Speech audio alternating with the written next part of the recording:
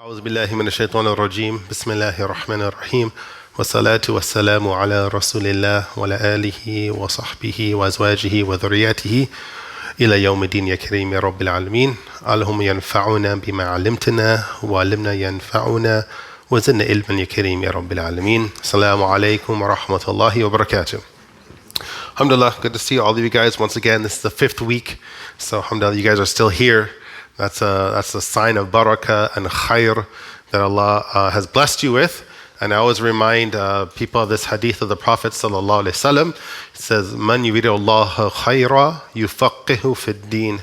This is like a hadith that you see in a lot of the books before they start. And it says that if Allah subhanahu wa ta'ala wants good for you, He gives you understanding of the religion. And so if you ever want to know a sign that Allah love me, that Allah want good for me, see if you're increasing your belief or you're learning more. That's actually a really good sign. So that's how the Prophet ﷺ mentioned. That's the reason why a lot of scholars put that in at the beginning of their books when they write books and so forth. So alhamdulillah, 5th week. If you're taking a class in university, it's kind of like the dropout week. Most people are gone by then, and only the real students are there. So mashallah, you guys are here. So we're, sorry? Yeah, alhamdulillah.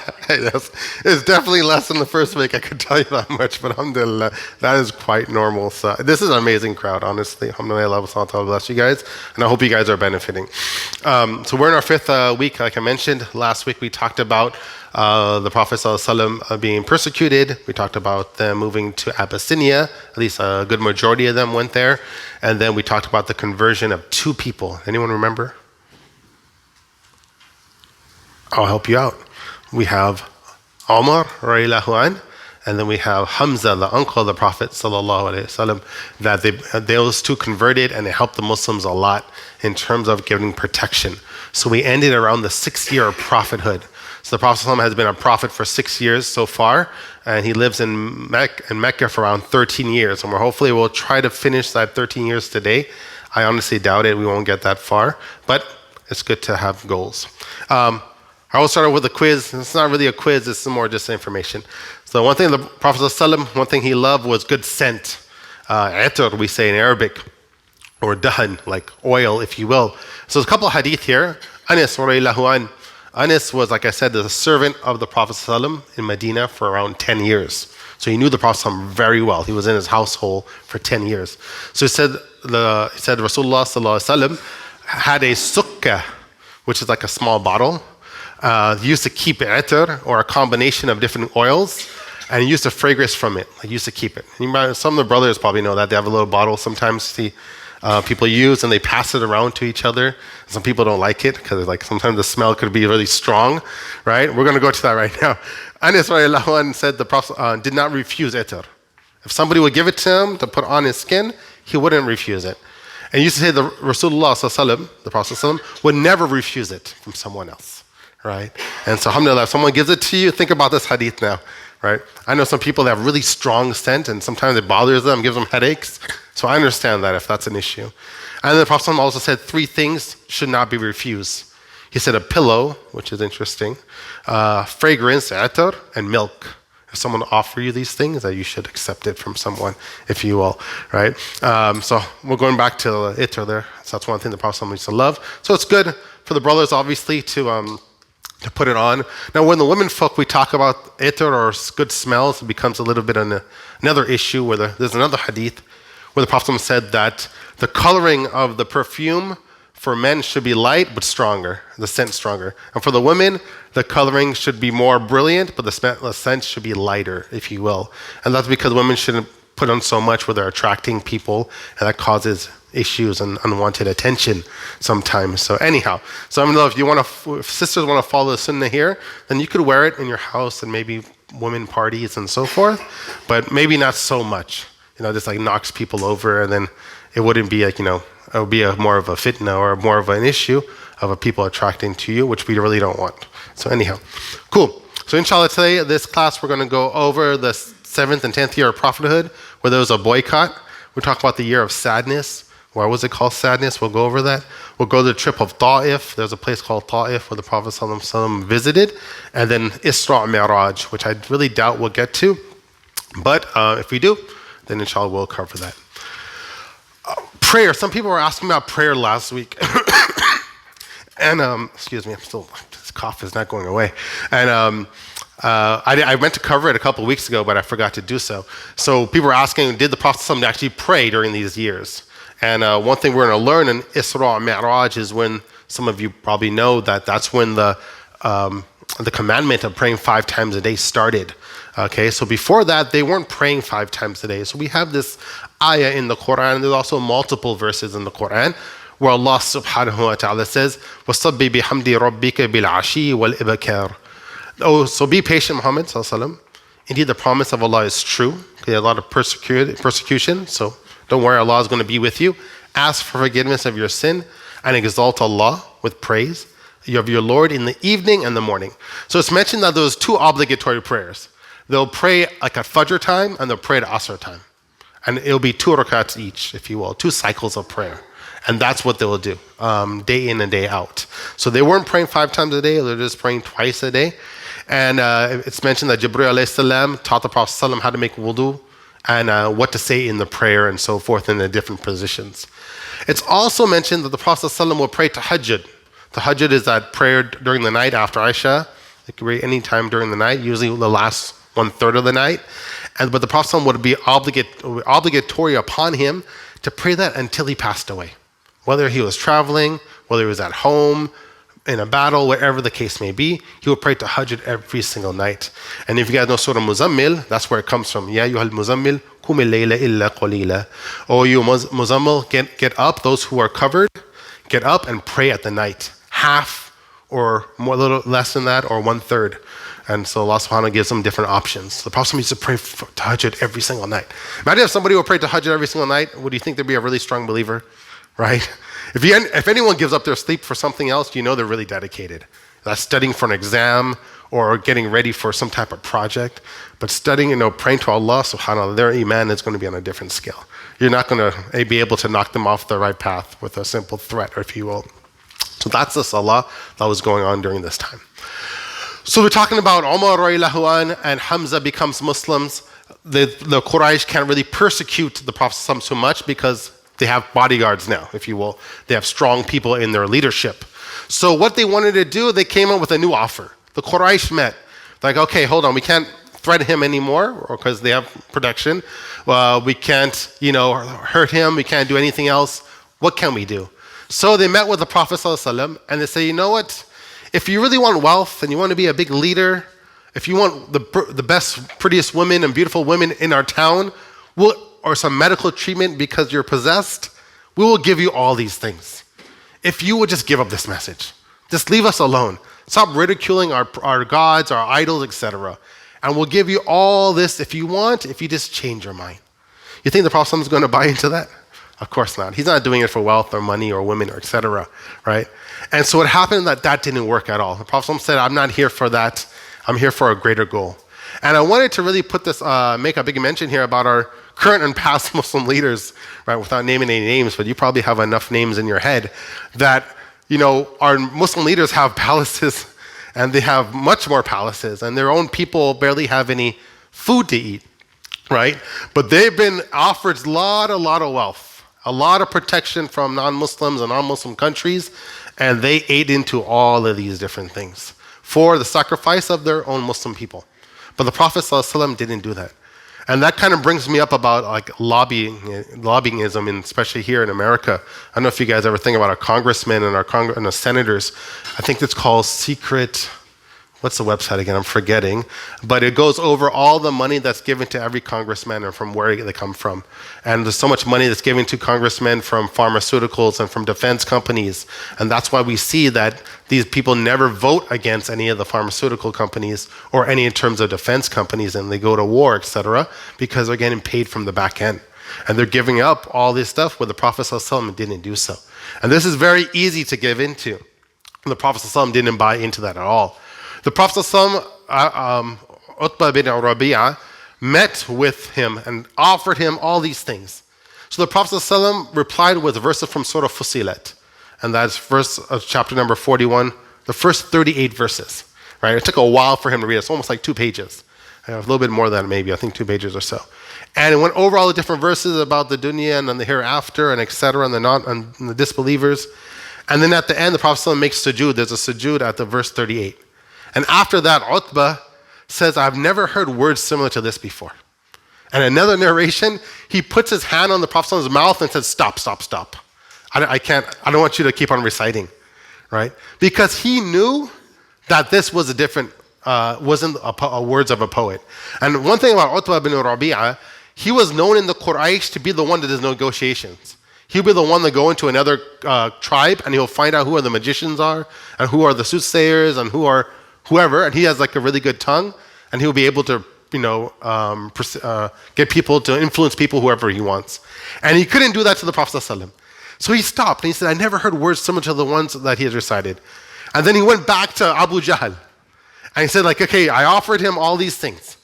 And then he tells them, oh people of the Quraysh, I request you to heed my advice and grant this man, grant the Prophet ﷺ, full freedom to pursue his goals.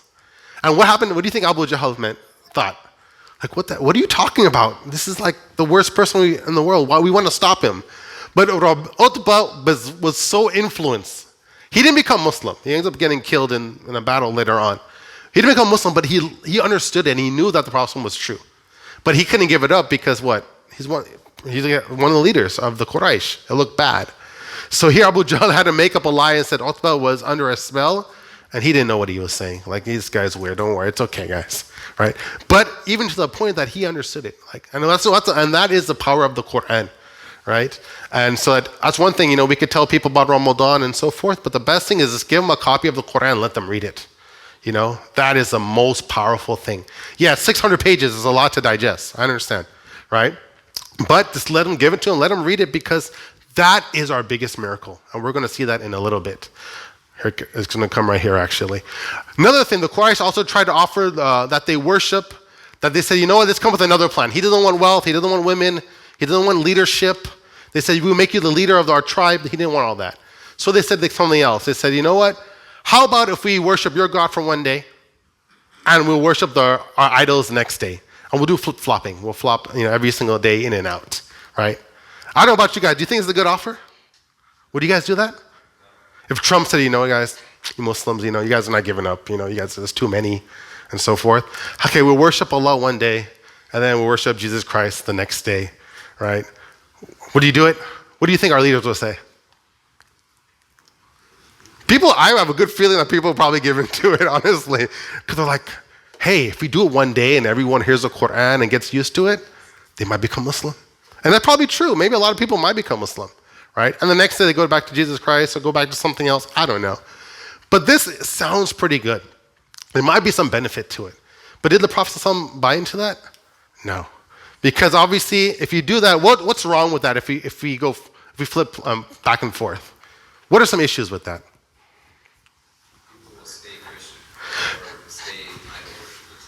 They will stay idol worshippers. Why? You didn't think I was going to ask you that question, huh? Well, it's okay. You either follow it or you don't follow it. There's no 50% rule. Right? There's no 50% rule. But let's say if we do it, though. What would people, at the end, what would happen? Confusion. God would become what? A game? Atheism might actually rise. Because this is a game. They worship one God. This is all fairy tale. This is a bunch of a joke. So actually, religion might just tank, actually, if you think about it. People just play with this stuff, So here, that's one thing might happen. Surah Kafirun. Inshallah ta'ala, everyone probably memorized Surah Kafirun in this room. If you haven't, don't worry. You still have time. Where Allah subhanahu wa ta'ala says, Qul ya ayyuhal kafirun, la a'budu ma ta'budun. Right? Where Allah subhanahu wa ta'ala reveals this surah. Where it says, O disbelievers, I worship which you do not worship, and you worship which I do not worship. Right? Makes it very clear. Right? And the surah goes on, obviously, you guys know the surah, where Allah subhanahu wa ta'ala says that you have your gods and I have gods, but they're not the same. Right? There's no intermixing and put in between. But what you worship is not what I worship. And that's why sometimes when Christians come, with all due respect to them, and say like, we worship the same God. We're like, yes, to an extent, Yani, we're there. You have the Trinity, you have the Father, Jesus, and the Holy Ghost. Right? We say the Father is Allah, Jesus is a prophet. Holy Ghost is Jibreel alayhi salam. But you guys made him into 3, right? And so you guys, etc., some type of something like this you guys made. Yes, technically we worship the same God if we're just talking about the Father. But if your God has a son, that's not my God. Allah is not like that. If you just take that off, then we can maybe shake hands on that.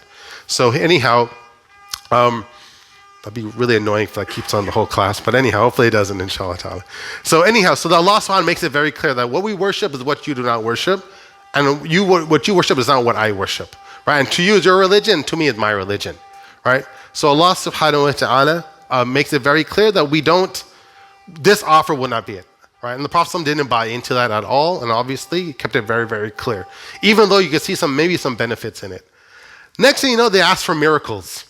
Okay, if you talk to your God and you have this connection, why don't you make Mecca like a river like Iraq and Saudi and Syria and make it lush with vegetation and fruit trees and so forth.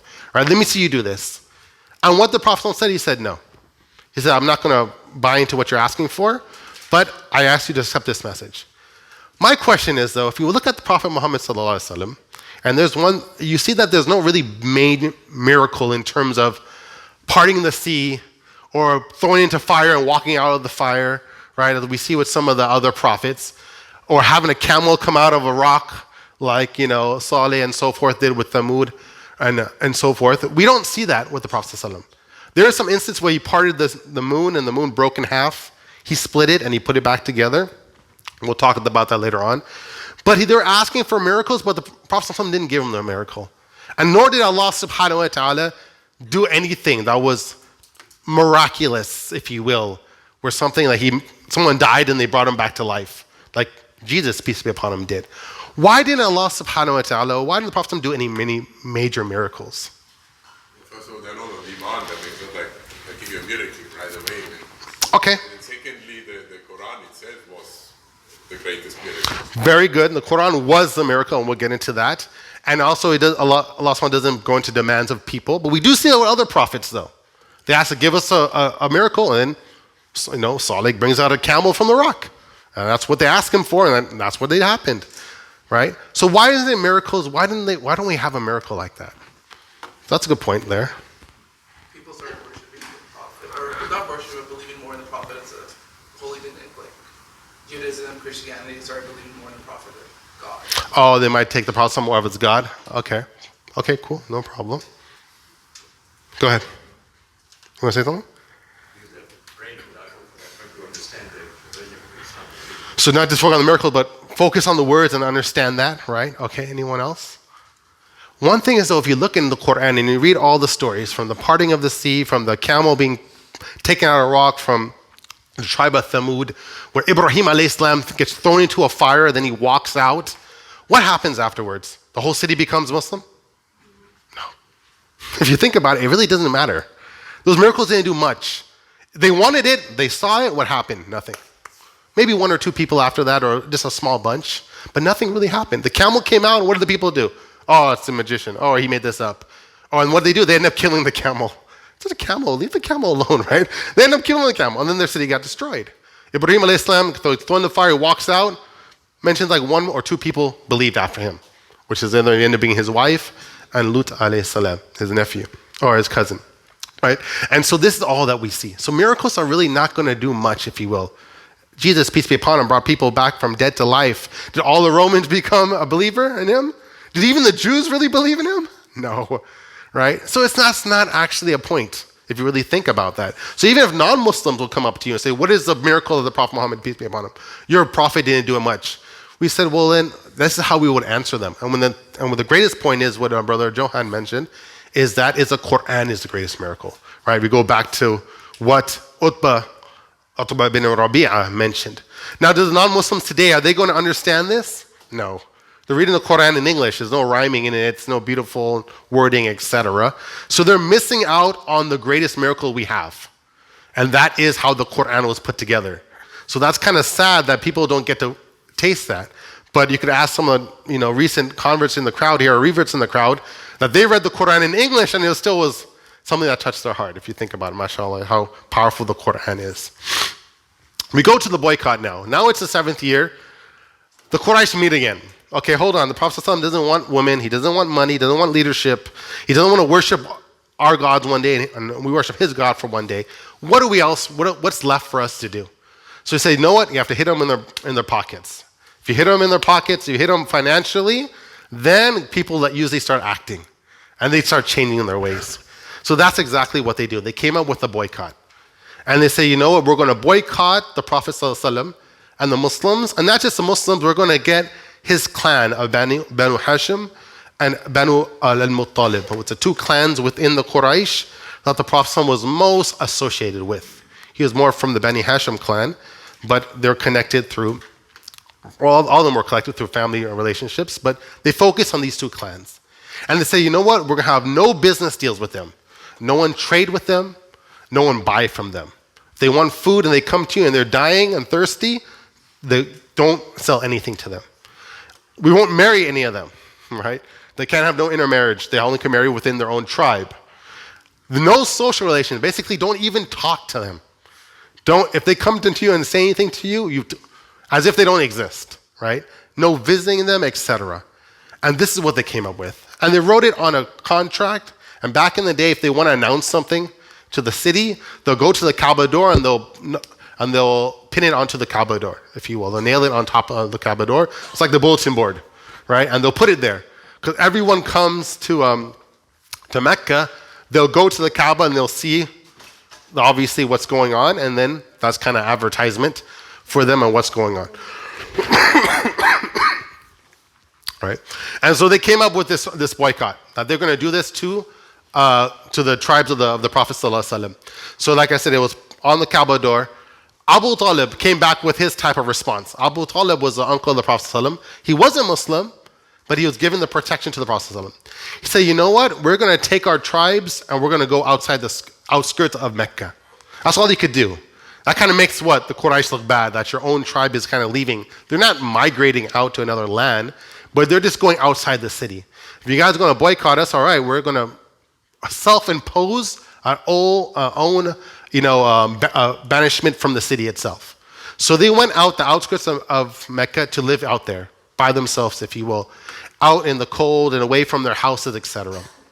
Right? What's really interesting is that these two tribes, these two clans where the Prophet ﷺ was the one who's boycotted.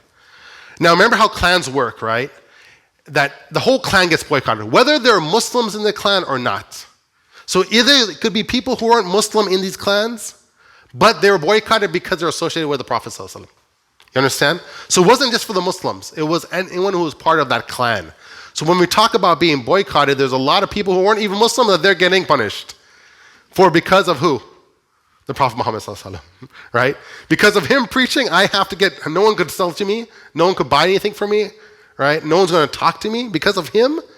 Imagine how many pressure that is on the Prophet ﷺ, right? How bad do you think you feel because of me that all these other people are now getting affected? And that's exactly what the Quraysh wanted to do. They stopped the food supply. They couldn't buy anything. They talked about people were starving. They couldn't get any food anywhere. And when they would go outside the city to buy food, because the Quraysh wouldn't sell to them, when they go out to the city, people used to raise the price on them. So now it's making them more, because they don't have much money because they can't trade, so they'll do that purposely. So some individuals, though, from other clans started asking to stop this boycott. So we'll kind of go back to this. I want to put this point here, is that because of these clans being boycotted, the Prophet ﷺ has to witness people who are not even Muslim being what? Kicked out and not being anything sold to them. Elders in their part of the clan are now living out and no one's giving them food, no one's helping them out. And the Prophet ﷺ has to witness this for 3 years. Not like a couple months or 1 year. 3 years he has to go to that. Where every day he wakes up, he's saying these people are being suffered because of who? Because of me. I don't know about you, wouldn't you kind of feel bad? You'll be like, maybe I should give in. Because, and what the Quraysh wants that we'll boycott you, or we end the boycott if you guys give Muhammad over to us. And whether we're probably going to kill him or we're going to do something to him. That was pretty much the deal. So here the Prophet ﷺ could have easily said, you know what? I don't want to be selfish. I don't want these people to suffer. Some of them are not even Muslim. But because of me, I'll give myself up. Right? And you actually think that might be actually pretty good to do. because the people are suffering just because of him. But the Prophet ﷺ didn't do that. And all these people are waking up every day getting boycotted because of that one person. Don't you think that's going to bother him? Do you think that's going to feel bad? Of course. And he has to get up every day in these 3 years and go and preach about Islam to other people and feel like Islam is the greatest thing and I need to tell people about Islam.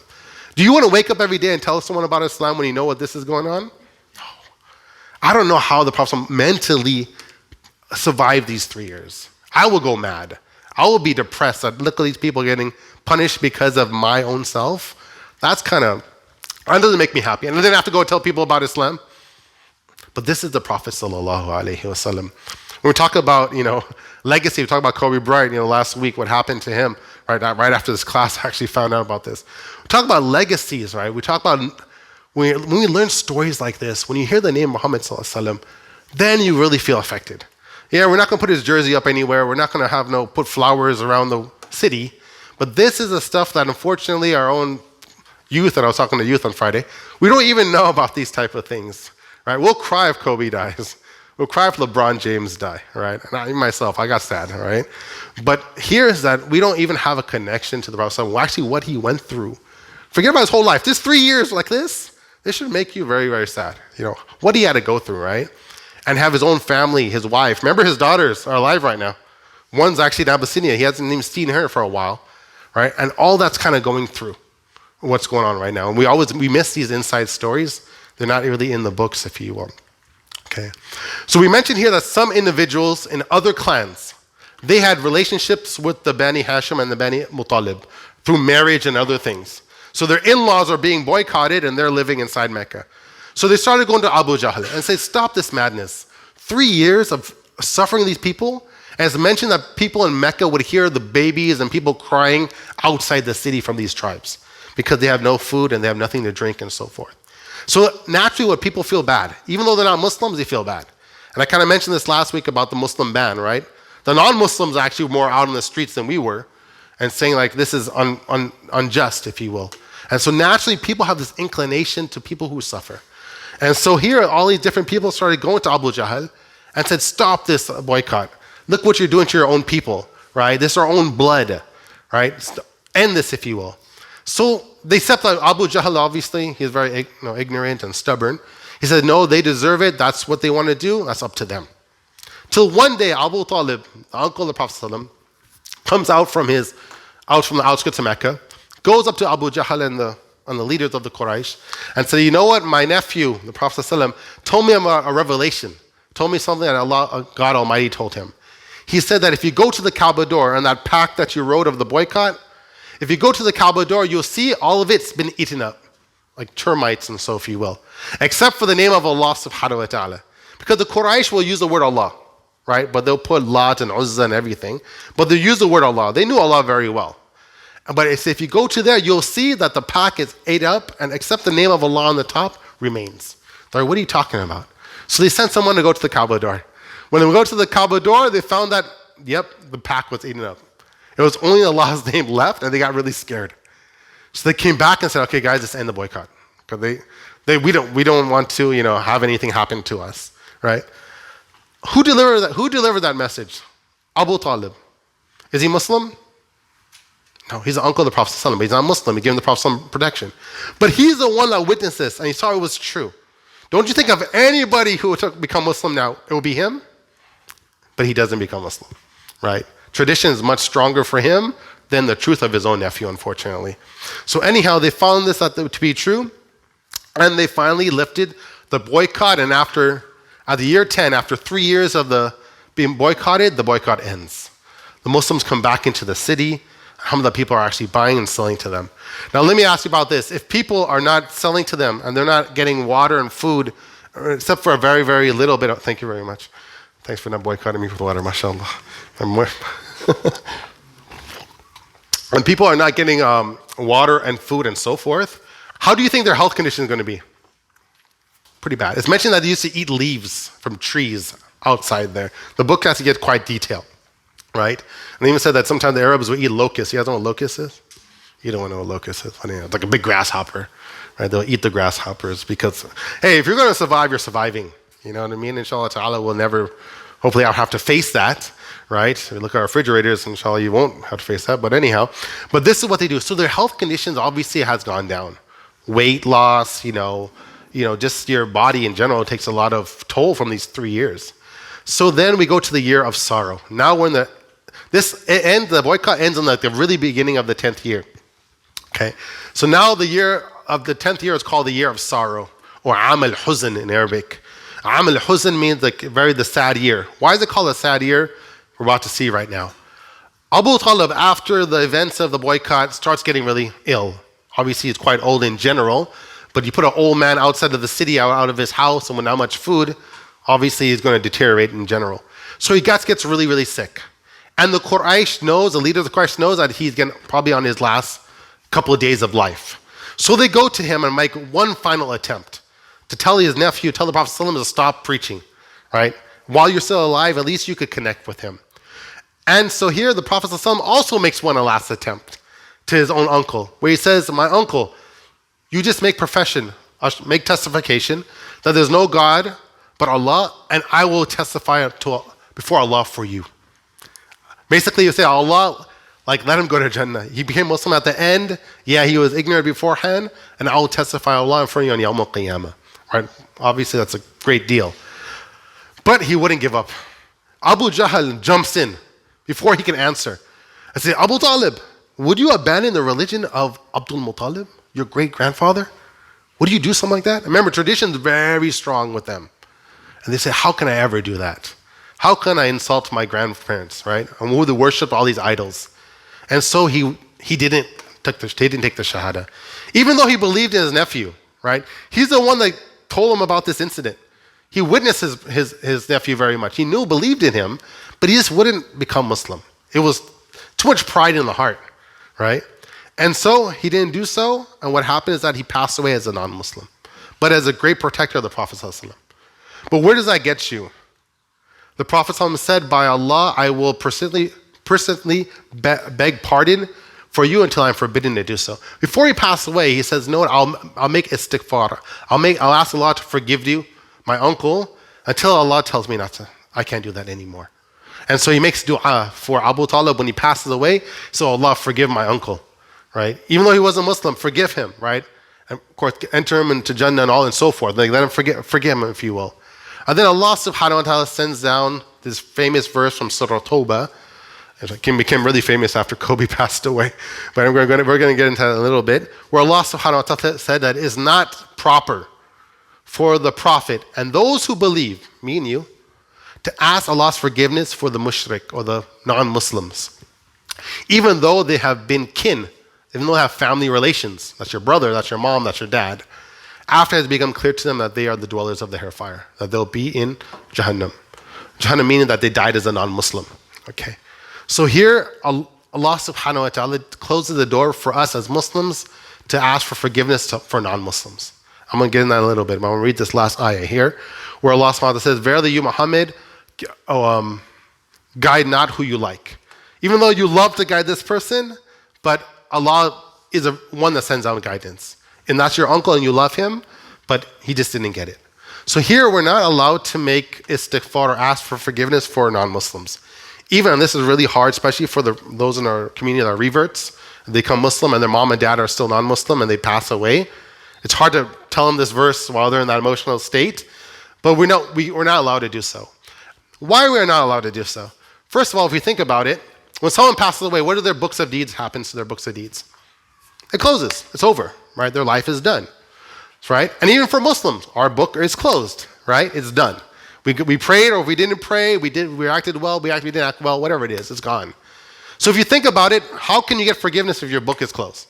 So the default is that after someone passes away, that's it. It's over. They can't. The way there is, that's the way there is. But Allah subhanahu wa ta'ala makes something special for the believers. Why? Because we believe in Allah subhanahu wa ta'ala. So we get a little special status. That means that even though we pass away, that people can still ask for forgiveness for us. And inshallah subhanahu wa ta'ala may accept it on Yawm al-Qiyamah. Maybe he won't. I don't know. We'll find out. But at least Allah subhanahu wa ta'ala leaves that door open. Yes, there's something called sadaqah jariyah. You could write a book and someone could read it or make a donation to the masjid. And even if you're in the grave, people are still using that masjid, inshallah, you'll get that reward. That's a little separate topic though. But here is that we're not allowed to do so for non-Muslims because this is only a special thing for Muslims. Those who are believers in Allah subhanahu wa ta'ala. Allah subhanahu wa ta'ala says, yes, even though their book is closed, you can still ask for forgiveness and maybe inshallah Allah subhanahu wa ta'ala will wash away some of those sins in that book, even though that book is closed. And that's a special status just for believers. So if you think about that, this is actually pretty just. Because they had their chance, right? And there's multiple other verses in the Quran where the believers, the non-believers or the non-Muslims on Yawm al-Qiyamah will say, oh Allah, can we go back and do righteous deeds? Rabbana akhrijna amal salihan. Oh Allah, can we go back and do righteous deeds? Which we didn't do before. And Allah subhanahu wa ta'ala says, did I not give you enough life to do what you wanted to do? And we kind of brought this up with Kobe last week, even though I'm not talking to him directly. I believe in general he was a good person. But, he had a lot of time to do whatever he wants, and Allah will deal justly with him on Yawm al-Qiyamah. But he had the wealth, he had everything that he wanted, so he had his chance to follow guidance. And I don't want to get too much on a tangent here, but Imam Ghazali rahimahullah has a very interesting outtake on non-Muslims when they pass away. He divides them up into 5 categories. He talks about the worst category of those who know about Islam and they didn't want it. They said, oh, I don't want anything about your religion. I know about Allah. I know everything. Here's your Quran. Please take it back. I don't want it. He said, that's one category of people. Is that what most people in America are part of that category? Most people in America here probably saw Islam on Fox News, and that's how much they know about it. Is that a good representation of Islam? Is that fair to judge them on that? No. And then he talks about the other ones, that those who never really heard about the message. And he talks about those who were lied to the whole time, that Muhammad is a terrorist, Muslims are terrorists, don't read the Quran, they're going to kill you. And that's all people told them all day long. And that's what they believed. So he puts some of the non-Muslims in that category. And then he talks about different other things, though. So that's why we can't say that this person's going to go to Jahannam. If they died as a Christian, we say, from what we know in our book, that they don't go to Jannah. That's because they didn't worship Allah subhanahu wa ta'ala properly. Am I going to say that that person Joe or that person Robert and that person Sally is in Jahannam for sure? I can't put that judgment. But I can at least say if they died outside Islam, what we know from our scripture, that's not the passing grade, right? But on Yawm al-Qiyamah, if I find out that, they did this or they did that and Allah accepts them, that's something else. But all we could do is judge what's in the book itself, right? And so that's another issue here, that yes, there's a lot of non-Muslims out there, but do they really, really know about Islam, like truly? I don't know about that. I would really doubt that. And it brings us to another question here, another tangent, is that do they have to hear the message, or is it enough that they have a mind that they should find out the message on their own? And that's a whole other topic. That someone could say, no one told me about Islam on the Day of Judgment, right? Some non-Muslim says, no one told me about Islam. I never got the Quran. No one gave me a pamphlet. But then did Allah give him a brain? Did Allah give him intellect to think about who his God is? So there's a big debate in some of the books of Aqidah is that the role of prophets. That how about if someone never heard of a prophet, are they still accountable or no? But Allah subhanahu wa ta'ala says so many times in the Quran, don't they ponder on the signs of Allah subhanahu wa ta'ala. So one thing Allah gives us 2 ways to get guidance is that somebody will come up to you and say, this is Islam, this is Allah, here's a pamphlet, let me sit down to you, let me talk to you. Another way is that somebody looks up in the sky and says, wow, who created all this? Who created me? What am I doing in this world? And then they'll find guidance that way. So here's that. So when we talk about non-Muslims, that they have an opportunity every day when they wake up to find out, who created them, what's their purpose in life. Or they could buy fancy cars and, take travels around the world and enjoy life. Everyone has that option, right?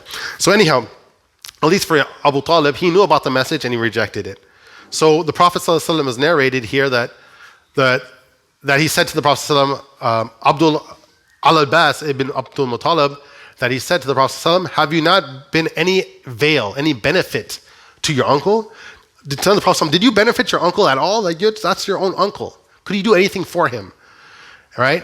By Allah, he used to protect you and he used to become angry on your behalf. Right? He stopped Abu Jahl. He stopped all these people, right, for you. The Prophet ﷺ said, he's in a shallow fire in Yawm al-Qiyamah, in Jahannam, in hellfire. And had it not been for me, he would have been in the bottom of hellfire. So Allah subhanahu wa ta'ala actually, because of his relations, brought him up from the deepest levels of hellfire. I don't know about you don't want to become close to hellfire. You don't even want to see it or smell it. But because of that, he's still in the bottom. Because he still worship other than Allah subhanahu wa ta'ala. Right? And that's his own, choosing. I think that I had some other hadith here that it mentioned that he will have shoes of fire, and he will think that he is in the deepest part of the hellfire, but he will be in the lightest part, and his mentioned that his head and brains will boil because of that fire. So he said that the Prophet was mentioning that he will still be in Jahannam, even though that he protected the Prophet ﷺ. And this verse here, some of the scholars said it was also mentioned when the Prophet ﷺ wanted to make dua for his mother. His mother was obviously never heard about Islam. She passed away when he was 6, right? So some say that this was actually talking to about his mother, that the Prophet couldn't make dua for his own mother because obviously she died as a non-believer, right? So there's different ways that they mention why this verse was sent down. A lot of great non-Muslims. And one thing the Prophet ﷺ mentioned in the hadith about non-Muslims, as someone asked them, are they going to get rewarded on the Yawm al-Qiyamah? So the Prophet ﷺ answered that question by saying that their reward is in this world, but they will have no portion in the hereafter. So what they do good in this world, go back to Kobe, like you get to fly in helicopters. You have like 3 mansions, right? Tons of cars, great amount of money. Is that barakah? Is that blessing? I guess to an extent it is, right? Hopefully if he was grateful for it, it's definitely a blessing, right? So Allah subhanahu wa ta'ala does recognize good of people in general. But hereafter is different.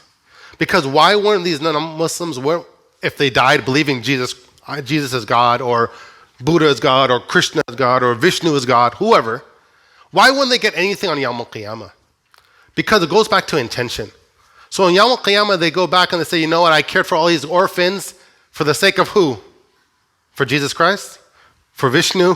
For this person? For that person? Then what? Allah subhanahu wa ta'ala said, well, go to these people and get your reward. Why are you talking to me for? Right? Because you did all these great deeds for what intention? Because of Jesus. Because of this person. So isn't it just that they'll go and they're asking for reward, and Allah says, well, you didn't do it for me. Why would you get reward for? Right? It's like taking a test from a teacher, and then you go to another teacher and ask for your grade. Well, I'm not your teacher. I never taught you, right? Your teacher's over there. Why are you asking me to grade your paper for? So this is how we understand. It goes back to niyyah, intention, right? If you pray for the intention of people looking at you and how great a Muslim you are, then guess what? They'll ask for reward for them. But if you're praying for the sake of Allah subhanahu wa ta'ala because you want to worship Him, that's another story. Then inshallah you'll get that reward from them. So it's a very simple concept. And I think Allah subhanahu wa ta'ala said He doesn't do any injustice to people.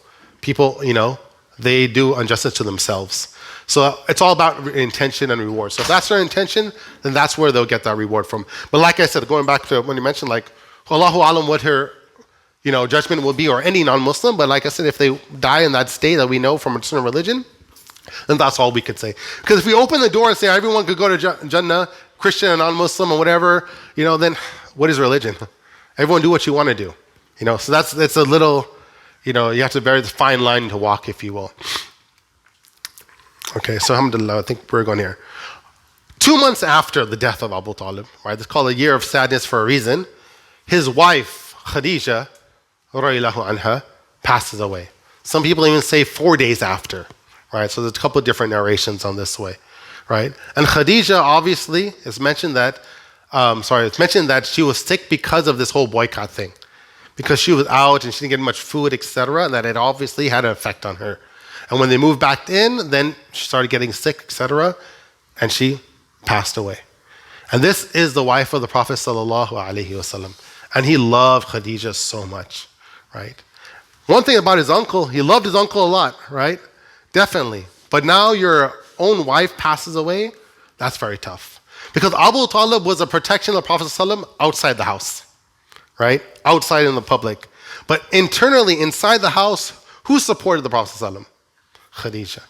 Like the saying, always behind a good man there's a good woman, right? A good woman that takes care of that. It's not a hadith, but we'll take it anyhow, inshallah. The sisters love that one. So anyhow, right? So anyhow, that you really supported the Prophet ﷺ.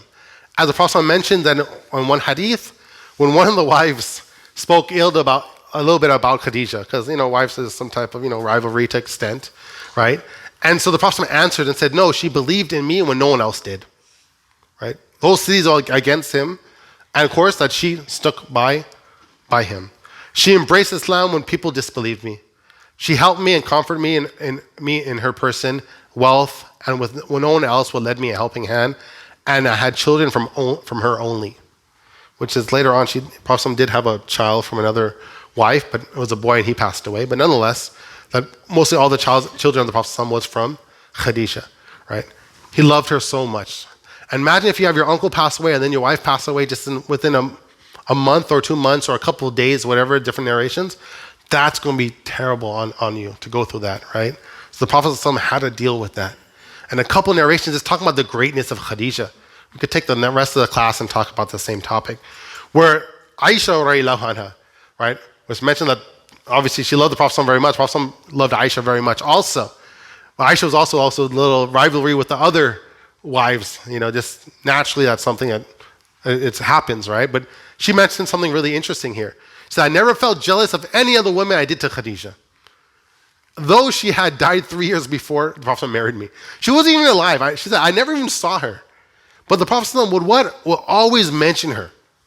That because I heard him mentioning her too often. He kept on talking about Khadija, Khadija, Khadija. And because his Lord had ordered me to give her glad tidings that she would have a place in paradise. So it's mentioned Jibreel alayhi salam came to the Prophet ﷺ and said, Khadijah's outside, she's coming in the house. But tell her that Allah is pleased with her and she has a place she has a palace in Jannah waiting for her. And then Jibreel left, right? So actually she's one of the ones that were promised Jannah. I don't know if you guys ever heard the term of the 10 who were promised Jannah. Some people have ever heard that term? Well, there's much more than 10. They say 10 because it's in one hadith that 10 names are listed, but there's more than 10. That's actually if you count them, if you will. Khadija obviously is one of them. Bilal is one of them. Also, that's not mentioned in that hadith on 10. We'll talk about the hadith later on if you have time.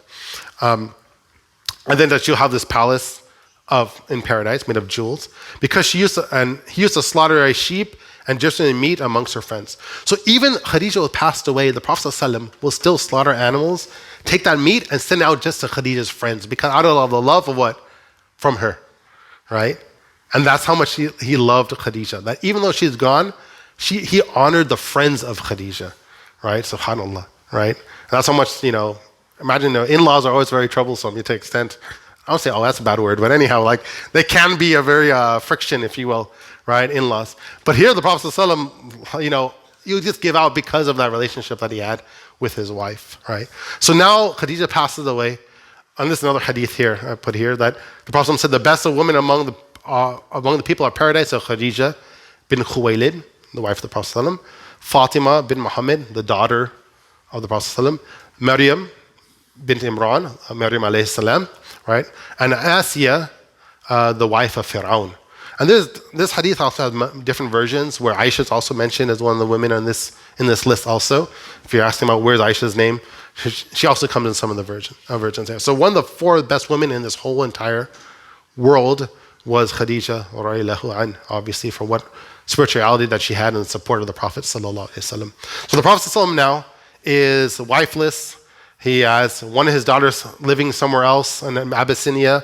He has his other daughters with him. They're quite elder now. They has his uncle that passed away. The big thing about his uncle passing away, that brings up a big issue now because who's going to protect the Prophet sallallahu alaihi wasallam? Abu Jahl? No. Abu Lahab? That's the uncle of the Prophet sallallahu alaihi wasallam. Abu Lahab doesn't like him very much, right?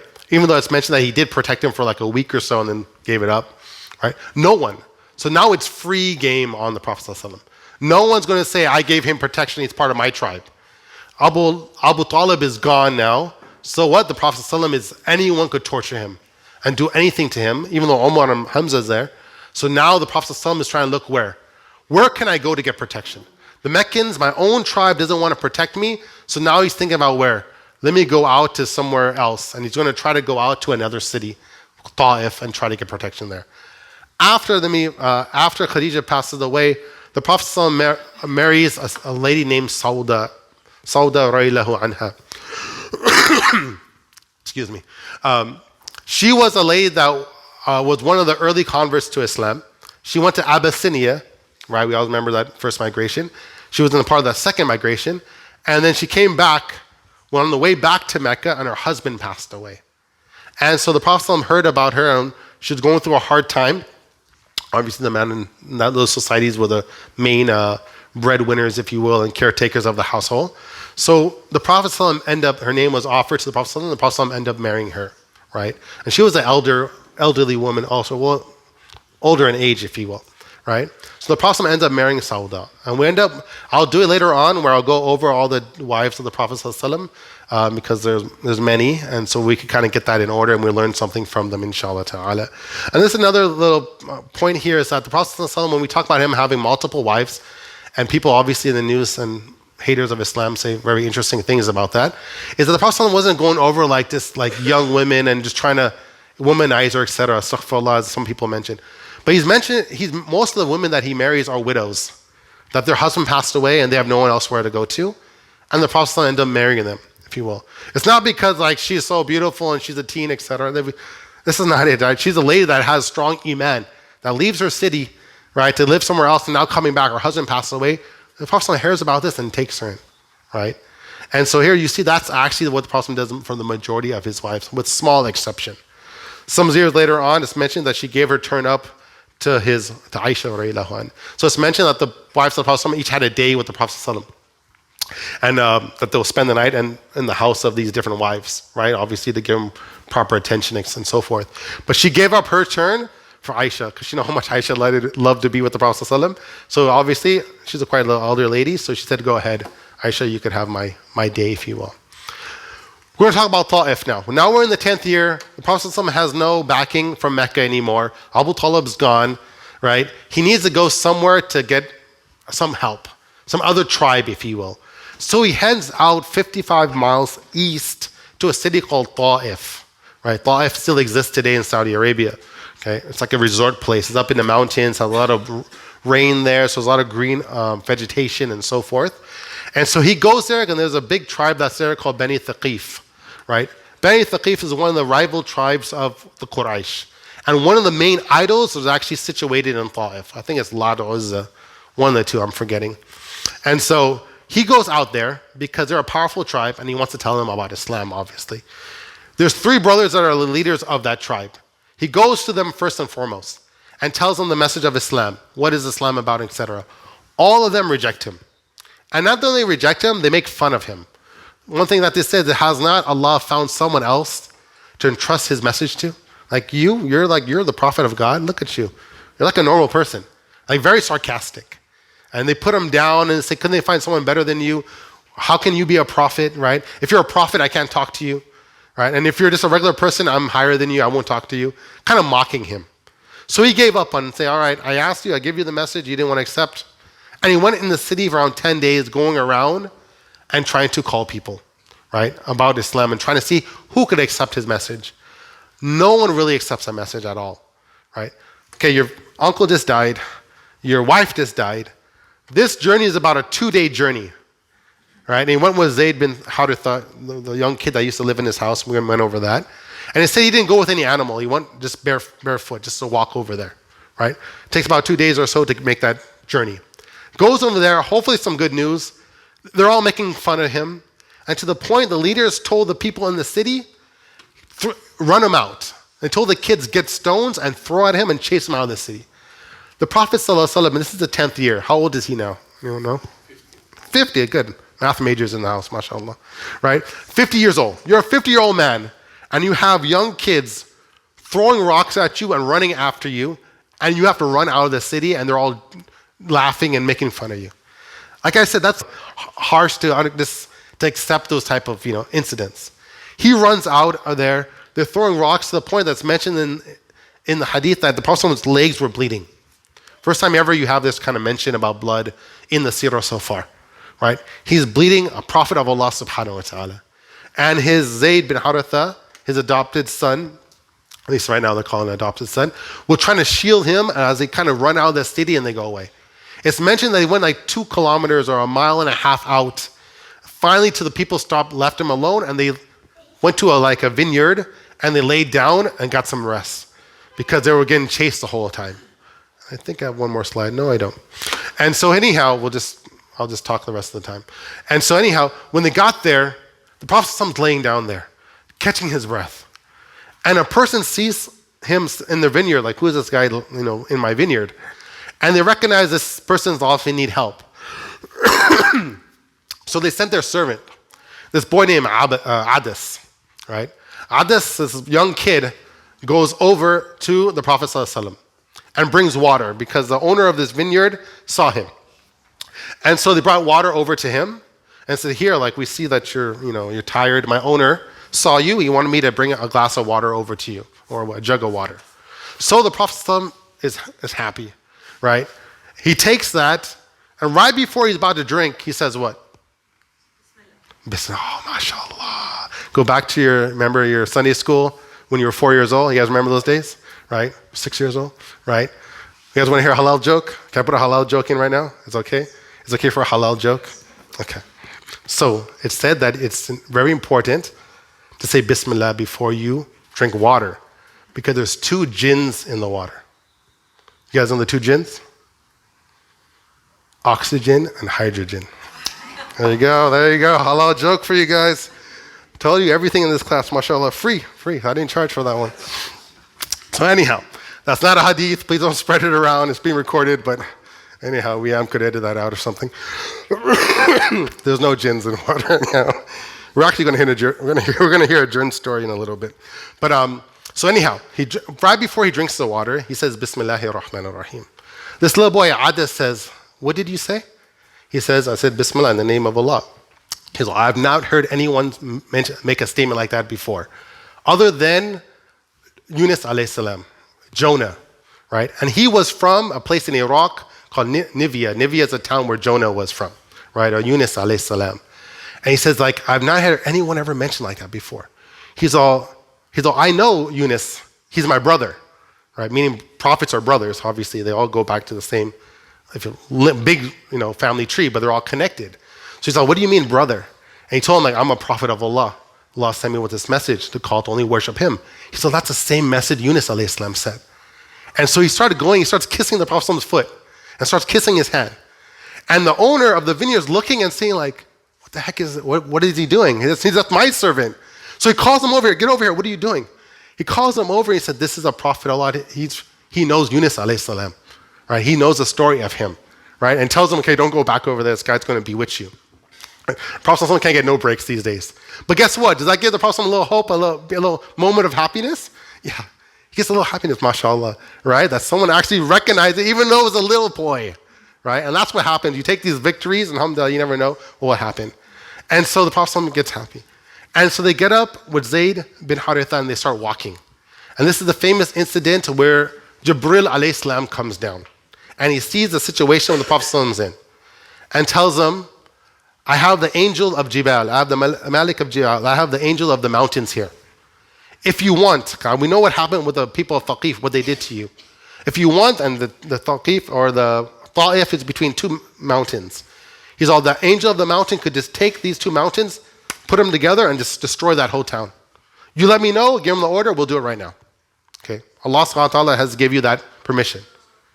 What do you think the Prophet ﷺ answered? Uncle passed away, wife passed away, kids throwing rocks at him, kicking him out of the town. What do you think the Prophet ﷺ would say? What do you think they'd say? Like, this, please. How embarrassing what they is. Like, these people deserve it, right? They rejected me. There's sarcastic, insults they gave me, etc. But the Prophet ﷺ says something amazing. He says, no, I don't want that to happen. I wish that their offspring becomes Muslim. Maybe not them. Maybe not Trump. But maybe his grandson. Maybe his great-great-grandson. Right? I don't know how long we have to go before they realize. But maybe their offspring will become Muslim. And of course, we're going to see in about, this happens in the 10th year, about 13 years later or 10 years later, whole Ta'if becomes Muslim. The whole city becomes Muslim. Of course, up to today, they're still Muslim. Right? And so that dua comes. You never know when it's going to be answered. But he told him, the angel, no, I don't want it. That's why the Prophet called Rahma lil Alameen, the mercy to all mankind. Right? And because he gave mercy to even the non-Muslims, subhanAllah. And he says, no, I want them to, that hopefully their offspring become Muslim. And the Prophet is not short-sighted. He's thinking about the future. Like, I think about long term. That maybe later on somebody might become Muslim, and Yawm al-Qiyamah, they're going to be standing behind me when they stand up in front for judgment. In front of all the prophets, they'll be on my side. This is how we have to think, my dear brothers and sisters. Yeah, maybe some people who talk about Islam is not going to become Muslim. They might throw that pamphlet away or something, but you never know if their son or daughter might, or someone else. And this is the mindset we got to have, inshallah ta'ala. This is the prophetic mindset.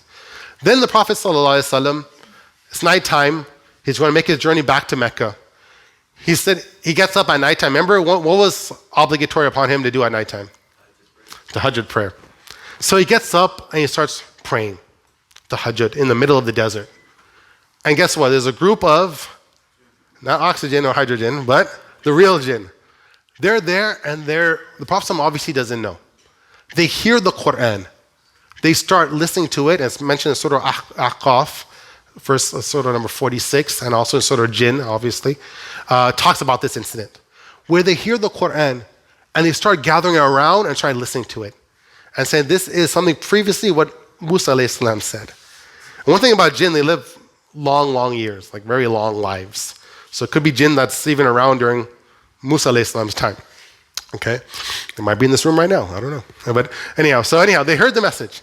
And they start talking about that this is something that's ajaba, there's something very strange. We never heard this ayat before, never heard these verses.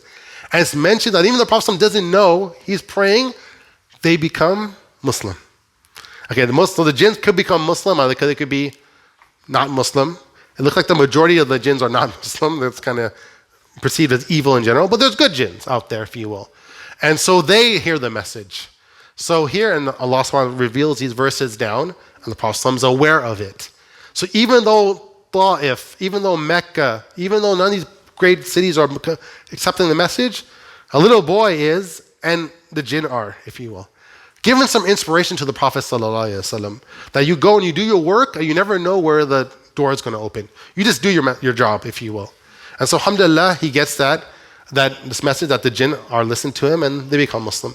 So you never know, alhamdulillah, wherever you're at, you're praying, you're reciting Quran, you never know what, inshallah ta'ala, who may be listening to it or what type of benefit that you might be perceiving, inshallah ta'ala.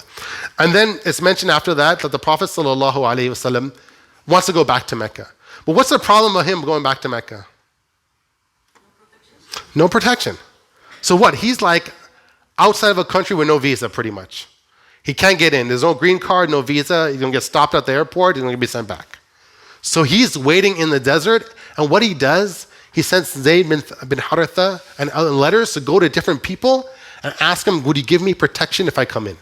And these are all non-Muslims. So he's asked one person, the person says no. Asked another person, this person says no. Finally, there's a person named Mut'im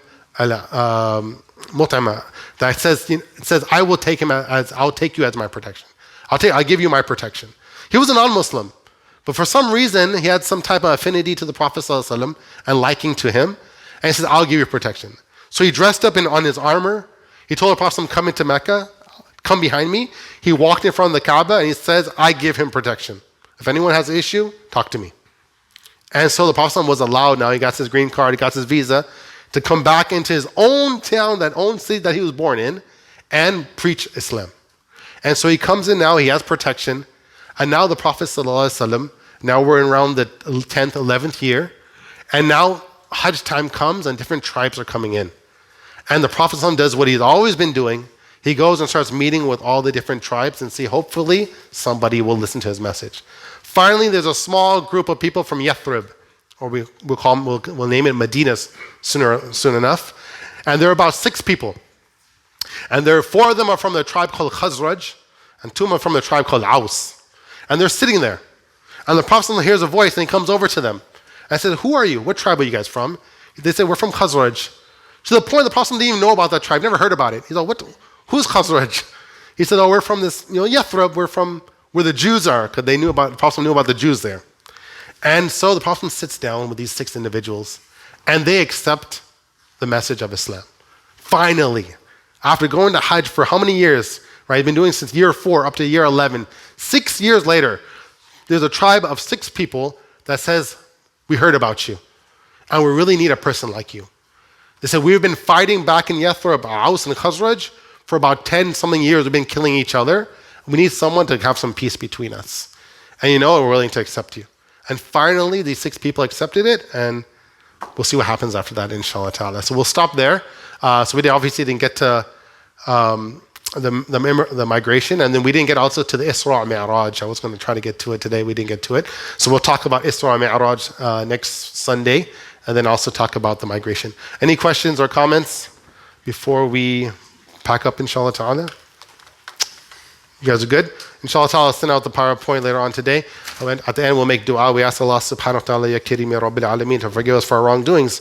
Allah subhanahu wa ta'ala, we ask you to send peace and blessing upon the Prophet Muhammad sallallahu alayhi wasallam and his wives and his children and his followers until Yawm al-Qiyamah, Ya Rahman, Ya Rahim. Allah subhanahu wa ta'ala, we ask you to accept this class from us and make us on our scale of good deeds on Yawm al-Qiyamah. Subhana rabbika rabbil izzati amma yasifun wa salamun ala al-mursaleen walhamdulillahi rabbil alameen. Barakallahu feek. May Allah bless all you guys. We'll see you next Sunday. Assalamu alaikum wa rahmatullahi wa barakatuh.